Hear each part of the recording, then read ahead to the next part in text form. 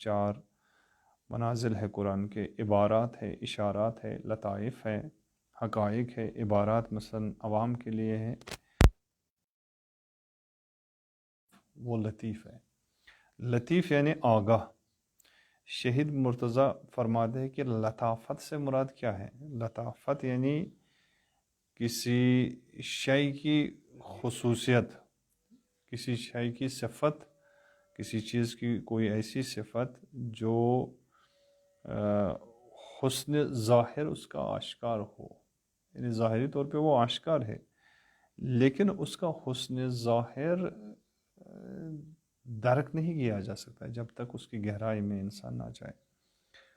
تو وہ حقیقت اور حسن ظاہر کے بعد کچھ اور حقیقت بھی ہے اس کے پیچھے، اس حقیقت کو سمجھنا ہے۔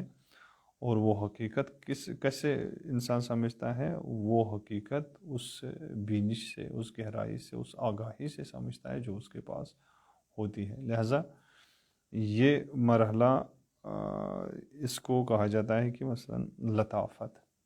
مثلا شاعر نے اشعار کہے ہیں، مثلا علامہ اقبال کے اشعار میں کچھ گہرائی ہے۔ اگر علامہ اقبال کے اشعار میں یا مثلا مرزا غالب ہے یا کوئی اور شاعر آپ لے لے، فیض ہے یا بڑے شاعر مثلا اکبر الہ آبادی، اس طرح کے جو شعراء ہیں، اگر ان میں کچھ خاص لطافت پائی جاتی ہے، لطافت سے مراد یہ نہیں کوئی لفظ لطیف اس میں آیا ہو، نہیں، یعنی ان کے اشعار میں ایسی لطافت ہے کہ اس لطافت کو سمجھنے کے لیے انسان کے پاس ذوق ہونا چاہیے، ایسی گہرائی ہونی چاہیے اور ایسا ذوق عالی ہونا چاہیے کہ جس سے انسان اس احساس کو سمجھ سکے، اس لطافت کو درک کر سکے۔ لہذا حکیم فرزانہ نے یہاں پہ یہی باب کھولا ہے تفسیر کے اس سلسلے میں، لطائف اور اشارات، یعنی اگر بسم اللہ الرحمن الرحیم کے لطائف اور اشارات بیان کرنے ہیں تو اس میں گہرائی کی ضرورت ہے، اب اس میں اترنا ہے، اب فقط تحت اللفظی ترجمہ کافی نہیں ہے۔ پہلا اشارہ اور پہلی لطافت جو ہے وہ یہ ہے کہ ہر کام کا آغاز کرنے میں ادب الہی کا خیال رہنا چاہیے۔ پہلا لطف اور پہلا اشارہ یہی ہے، یعنی ادب الہی کا خیال رہے انسان جب بھی کوئی کام انجام دے، چونکہ کبھی آداب سے ہٹ کے انسان کام کرتا ہے، آداب کی بالکل رعایت نہیں کرتا، اور خاص کر ممکن ہے کہ اپنے ہی آداب ہو، اپنے بنائے ہوئے آداب، اپنے بنائے ہوئے اصول۔ انسان کے مقابلے میں اللہ کے کچھ اصول ہیں، کچھ اللہ کے آداب ہیں، لہٰذا آداب الہی ہر چیز پر باری ہے اور جو حق پر مبنی اور حقیقت پہ مبنی ہے۔ اگر نہ انسان کے بھی کچھ آداب ہوتے، مثلا کھانے کے کچھ آداب ہیں، پینے کے کچھ آداب ہیں، رہن سہن کے کچھ آداب ہے، معاشرت کے آداب ہے، بہت سارے آداب ہیں، لیکن جو الہی آداب ہیں کسی بھی کام کرنے کے، وہ یہاں پہ سکھایا جاتا ہے کہ یہ ادب الہی رعایت ہونی چاہیے۔ وہ کیا ہے؟ وہ یہ ہے کہ ہر کام کا آغاز اسی اللہ کے نام سے ہو، کسی اور نام سے نہ ہو، اسی کے نام سے تبرک حاصل کرے انسان، چونکہ اگر اس کے نام سے آغاز کیا تو یہ کام جو انسان کرتا ہے یہ انجام تک پہنچ جائے گا۔ یعنی کام کے دو حصے ہوتے ہیں نا، کام جب انسان شروع کرتا ہے اس کا ایک آغاز ہوتا ہے اور اس کا ایک اختتام ہوتا ہے۔ آغاز کام بسم اللہ سے شروع کرے تاکہ اختتام کو پہنچے، اختتام کو پہنچانے سے مراد یہ ہے کہ وہ کام مقصد تک پہنچے، انسان اس سے وہ مقصد حاصل کر سکے۔ لہذا اگر انسان نے اس ادب الہی کی رعایت نہیں کی اور بسم اللہ سے شروعات نہیں کی، نبی اکرم کا فرمانا ہے، فرماتے ہیں کہ کل امرئ ذی بال لم یبدأ فیہ بسم اللہ فہو ابتر، کہ ہر وہ کام ناقص ہے اور ہر وہ کام انسان جو بسم اللہ سے شروع نہ ہو وہ کام ابتر ہے۔ بس یعنی ابتر سے مراد کیا ہے؟ یعنی وہ اختتام کو نہیں پہنچے گا، وہ منقطع ہو جائے گا، یا تو راستے میں رکے گا، یا آدھا کام رک جائے گا، یا پھر جو مقصد اس سے ہے اس کام سے وہ مقصد حاصل نہیں ہوگا۔ لہٰذا ادب الہی کام کو کہاں تک پہنچا دیتا ہے؟ ادب الہی کام کو اختتام تک پہنچا دیتا ہے، اپنے مقصد تک پہنچا دیتا ہے۔ اختتام سے مراد ختم کرنا کام نہیں ہے، کبھی کام ختم ہو جاتا ہے لیکن مقصد حاصل نہیں ہوتا۔ لیکن مقصد حاصل کرنے کے لیے لازم ہے کہ اس کا ابتدا صحیح ہو۔ لہذا جب تک کام کا ابتدا اور آغاز صحیح نہیں ہوگا، اختتام اس کا صحیح نہیں ہوگا۔ اختتام سے مراد یہی ہے کہ انسان محنت کرے اور انسان اختتام تک پہنچے اور وہ مقصد اس سے حاصل ہو۔ مثلا انسان تجارت کرتا ہے، انسان نے 10 روپے لگا دیے، کوئی چیز خریدی، اب ان چیزوں کو بیچنا چاہتا ہے۔ اب انسان اگر 10 روپے میں کوئی چیز خریدتا ہے تو وہ مقصد اس کا یہ ہوتا ہے کہ کم سے کم 15 روپے، یہ 10 روپیہ 15 روپے میں تبدیل ہو جائے، یہ حاصل ہو انسان کو۔ اگر یہ حاصل نہ ہوا اور انسان نے محنت بھی کی، کوئی چیز خریدی اور اس کو بیچا بھی، لیکن اسی قیمت پہ بیچا، کام تو انجام پایا، اختتام تک کام پہنچا، لیکن اس کام کا مقصد حاصل نہیں ہوا، لہٰذا یہ کام ابتر ہے، یہ ناقص ہے یہ کام۔ اور اسی طرح سے ہمارے مثلا بہت سارے مثلا بچے جو ہوتے ہیں، آج کل کے بچے مثلا پڑھائی میں دیکھیں آپ، پڑھائی میں وہ کیا کرتے ہیں؟ مثلا کام تو انجام دیتے، پڑھائی کرتے ہیں، لیکن جو مقصد ہے پڑھائی کا وہ حاصل نہیں ہوتا۔ پڑھائی کا مقصد کیا تھا؟ پڑھائی کا مقصد مثال کے طور پہ انسان شناسی تھی، یعنی انسان اپنے آپ کو پہچانے، انسان اپنے معبود کو پہچانے۔ لیکن پڑھائی کے ذریعے سے کیا کیا جاتا ہے؟ پڑھائی کا پورا پیریڈ اور دورانیہ ختم کیا جاتا ہے، کس کی غرض سے؟ مثلا نوکری کی غرض سے، یا مثلا کسی اور غرض سے۔ جو مقصد اصلی تھا وہ حاصل نہیں ہوتا، لہٰذا یہ نظام تعلیم اور یہ تعلیم بھی ابتر ہے۔ اس طرح سے بہت ساری چیزیں ہیں۔ مثلا کوئی انسان ہوشیار ہے، کوئی انسان چالاک ہے، اس کو اللہ تعالیٰ نے بہترین ذہن دیا ہے، لہٰذا تیز ہوش ہے، لاجواب انسان ہے، یعنی حاضر جواب ہے۔ اپنی اس لیاقت کو اور اپنی صلاحیت کو جو اس کو اللہ تعالیٰ نے عطا کی ہے، جو ہوش دیا ہے، جو لیاقت اور صلاحیت اس کو دی ہے، اگر انسان اس کو صحیح معنوں میں استعمال کرے تو انسان اس کو انجام تک پہنچائے تو ٹھیک ہے۔ اگر انجام تک نہیں پہنچائے اور صحیح کام سے مراد کیا ہے؟ صحیح کام سے مراد راہ حق ہے، چونکہ بسم اللہ سے آغاز کرنے کا مقصد یہ ہے کہ ہم حق کی بات کر رہے ہیں، یعنی ہم حق کا کام کریں، یعنی ہم کوئی باطل کام نہیں کر رہے۔ بسم اللہ سے آغاز کرنے کا مقصد ہی ہے۔ تو جب ہم بسم اللہ سے آغاز کرتے ہیں، اگر کسی کے پاس صلاحیت ہے، اچھی صلاحیت ہے، اللہ تعالیٰ نے اس کو دی ہے، تو اس کو رائے حق میں وہ استعمال کرے، رائے حق میں اس کو بروئے کار لائے۔ اگر اس نے رائے حق میں اس کا استعمال نہیں کیا تو اس نے اس صلاحیت کا جو اختتام تھا، وہ صلاحیت تو ختم ہو گئی لیکن وہ مقصد تک نہیں پہنچی۔ مقصد کیا تھا؟ یہ جو صلاحیت اللہ تعالیٰ نے اس کو دی تھی، مقصد یہ تھا کہ اس صلاحیت کو راہ حق میں وہ استعمال کرے، لیکن اس نے کسی اور میں استعمال کیا۔ تو یہ فطانت ہے، یہ صلاحیت ابتر ہے، جس کو کہیں گے ہم صلاحیت ابتر۔ لہذا آج کا انسان اسی میں ہے۔ مثلا بچوں کو اللہ تعالیٰ نے بہت ساری صلاحیتیں دی ہیں، لیکن یہ صلاحیتیں ماں باپ اپنے بچوں کی ان صلاحیتوں کو کہاں پہ صرف کرتے ہیں، کہاں پہ اس کو گنوا دیتے ہیں؟ مثلا ایسے ٹیوشنوں میں، ایسے مثلا علمی انسٹیٹیوٹ میں کہ جو انسان کو فقط مادی بنا دیتا ہے۔ لہذا یہ بچوں کے ساتھ قاتلانہ سلوک ہے، یہ بچوں کے ساتھ مشفقانہ سلوک نہیں ہے، قاتلانہ سلوک ہے۔ لہذا ان کی استعداد ابتر ہو جاتی ہے، ان کی صلاحیت ابتر ہے۔ کیوں؟ کیونکہ ہم نے ان کو بجائے کہ ان کو مثلا صحیح معنوں میں جس میں اللہ کی شناخت ہوتی، جس میں اللہ کے نظام کی شناخت ہوتی، وہ تعلیم اس تعلیم سے ان کو آراستہ کرایا جاتا. ہم نے ان کو اس تعلیم سے آراستہ کرایا اور اس تہذیب کی شناخت ان کو دی جو انہیں مادی بنا دیتا ہے، جو انہیں اسلامی تعلیمات سے دور کر دیتا ہے. لہٰذا یہ صلاحیت ابتر صلاحیت ہے. اس طرح سے بچے ہیں، آج کل کے بچے ہم دیکھتے ہیں کہ مثلا ان کے پاس بہترین صلاحیت ہے، لیکن ان کی صلاحیتیں کہاں پہ صرف ہونی چاہیے تھی؟ مثلا بہترین نظام تعلیم میں، وہ تعلیمی صلاحیتوں میں، تعلیم میں اپنی صلاحیتوں کو بروز کر رہے ہیں. لیکن ہم دیکھتے ہیں کہ وہ اپنی صلاحیتیں یا تو گیمز میں ان صلاحیتوں کو ختم کرتے ہیں، اور یا تو مثلا پھر ٹک ٹاک پہ جاتے ہیں اور سوشل میڈیا پہ یا فوٹوز ایسے بناتے ہیں کہ جو مختلف ایپس بنائے جاتے ہیں. یہی ہونہار بچہ، یہی فکر اور ہوش سے بھرا ہوا بچہ جو ہے اپنی صلاحیت کو کہاں پہ گنوا دیتا ہے؟ مثلا سوشل میڈیا پہ گنوا دیتا ہے.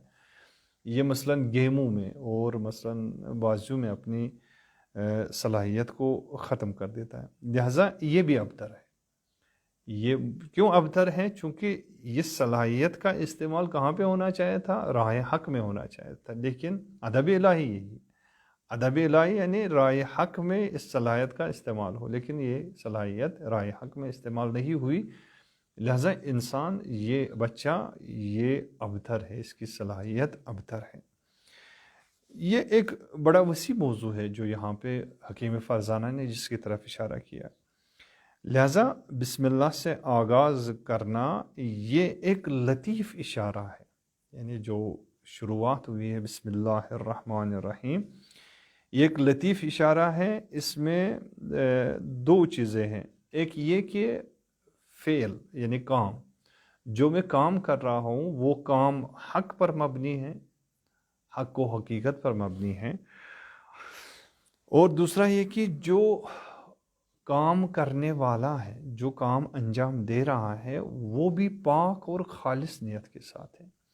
یعنی اسے ہم طلبگی کی اصطلاح میں کہتے ہیں حسن فعلی اور حسن فاعلی. یعنی کام بھی حق ہے اور فاعل جو کام انجام دے رہا ہے وہ بھی نیت خالص اور نیت صادق کے ساتھ اس کام کو انجام دے رہا ہے.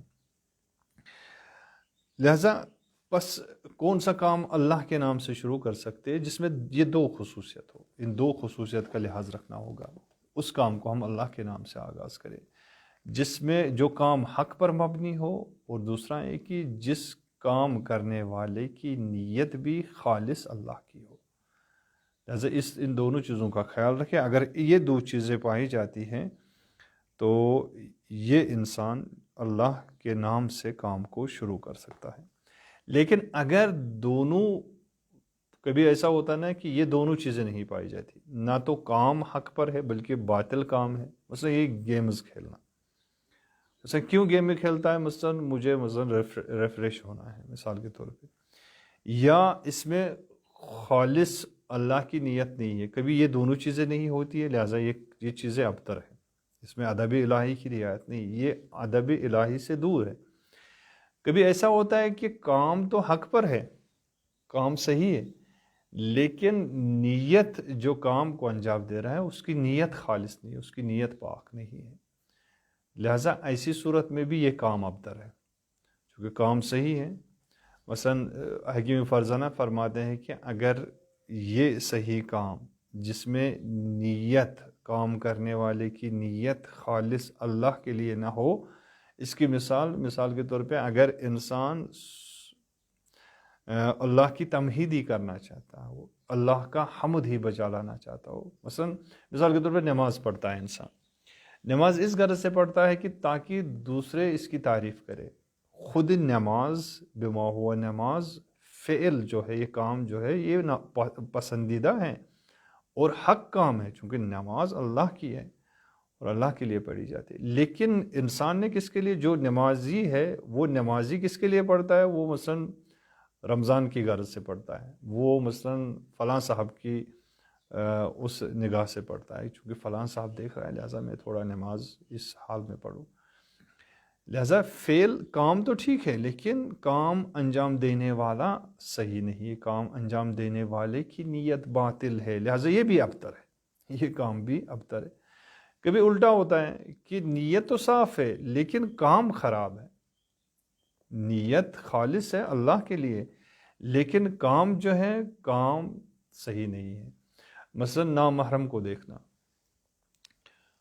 انسان اس غرض سے دیکھے کہ کوئی حسین جمیل چیز ہے اس کو دیکھ رہا ہے انسان، تو ٹھیک ہے، حسن و جمال تو اللہ کی صفات ہے، اللہ کی مخلوق ہے، لہذا حسن و جمال کو دیکھنا۔ لیکن اگر انسان نیت تو یہی رکھے کہ اللہ کی خاطر، تبارک اللہ، مثلا اللہ تعالیٰ نے اتنا حسین چہرہ بنایا ہے، لہذا اللہ کی ذات کی خاطر، اللہ کے لیے میں مثلا اس حسین و جمیل چہرے کو دیکھ رہا ہوں، اگرچہ نیت اللہ کی خاطر ہو لیکن چونکہ دیکھ رہا ہے نامحرم کو، نامحرم پر نگاہ ہے، خود یہ کام باطل ہے، خود یہ کام حرام ہے، ولو نیت اس کی صحیح ہو، لہذا یہ بھی ابتر ہے، یہ بھی اختتام کو نہیں پہنچے گا یہ کام۔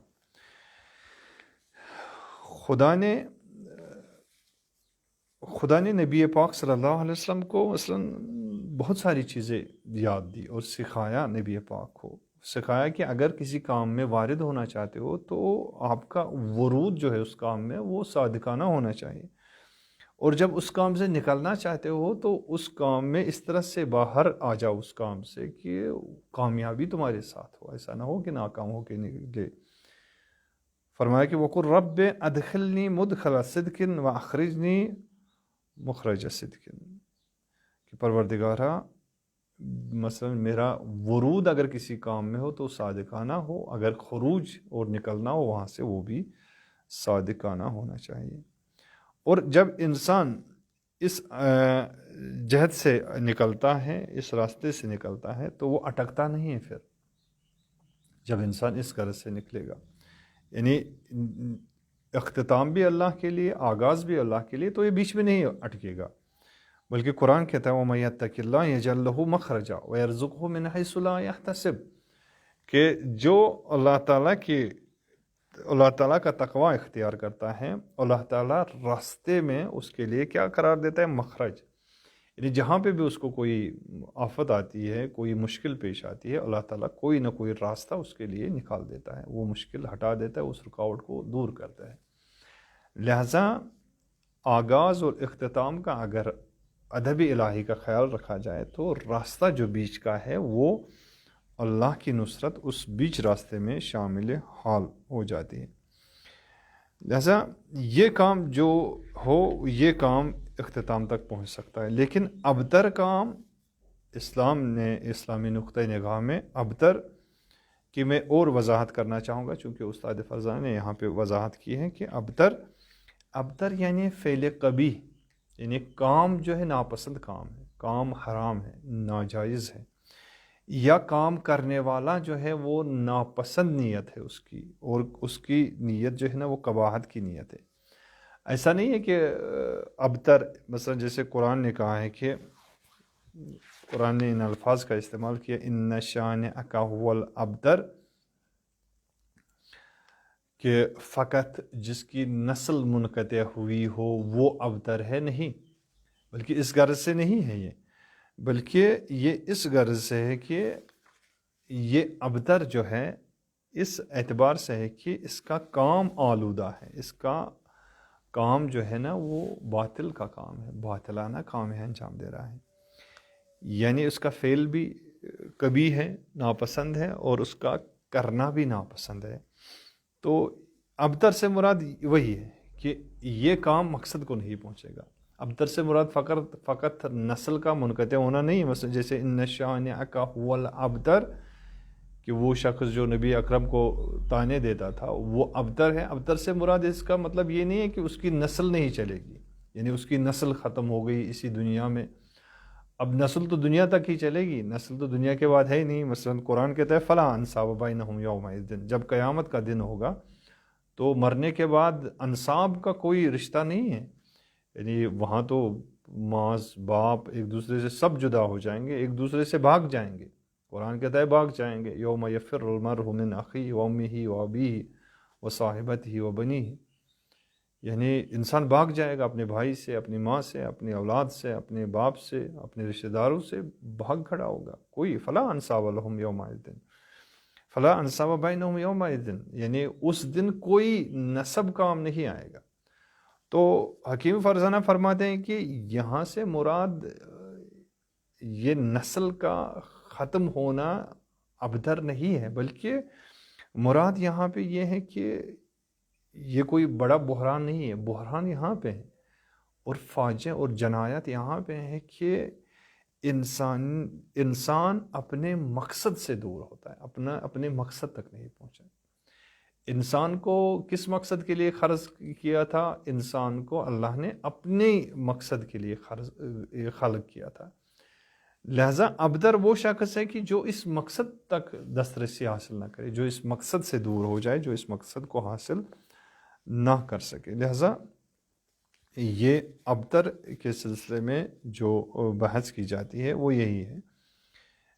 بہت سارے انسانوں کو ہم دیکھتے ہیں کہ وہ نسل کے اعتبار سے تو وہ بہت آگے ہیں، مثلا ان کی نسل چلتی ہے، ان کے قبیلے ہوتے ہیں، ان کے محلے بنتے ہیں، لیکن باطل ہے.